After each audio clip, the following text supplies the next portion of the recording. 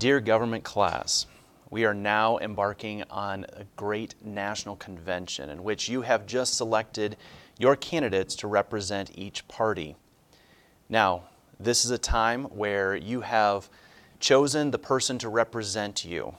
And it is important that above all else we look for party unity, that we don't try to start our own factions of new political parties or disagreement and dissension within the party, but that we take this as an opportunity to rise above some of the disagreements that we may have. Look back to the 2016 election.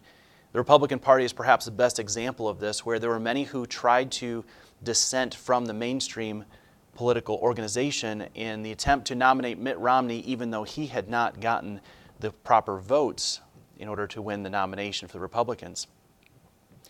And I fear that the same thing could happen if in this group we try to separate and to split apart the two parties into 3 or 4. We want unity more than anything else. And so as we work together today and in the days in the future, I hope that you can put aside some of your differences. I hope that you can find common ground in an effort to make sure that you as a party become stronger and that you can do your best to win this election. Now, with that being said, I want to see you run clean campaigns on both sides. There should be no back-talking or no smear and mud campaigns against the other side. There should be no mockery of the other organization and what they are doing, the other candidates. Make sure that everything that you do is still honoring and glorifying to the Lord above all else. Yes, I know you want to win, and you should, and hopefully this will be fun, but at the same time, make sure that we're not putting ourselves up by condemning another person. And so I want to see each and every person do their very best to promote their candidate and to talk about their attributes and why their candidate should be a good choice, not looking at the other person and making fun of what they're doing. And so let's be cautious of that and be careful as we move forward. Now, I think it's also important here that we discuss the next steps. So our presidential nominees will need to select a vice president. A presidential nominee should not just select that person based off of his or her own whims, but should consult the rest of the party. And the party needs to try to convince that new nominee of why you should select a particular person.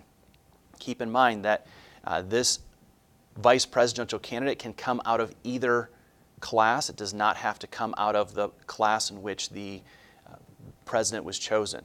And so you could potentially have the two candidates who are running against one another for the nomination for president become the president, vice president on the ticket. But you need to determine that. You need to decide which is going to be the best option for you. And so state your claims, state your cases for why you should select a particular person today. And I need you to make that decision here shortly while we are in the National Convention stage. A few other things that need to happen during the National Convention. You need to organize your campaign. You need to select people to help you run this campaign.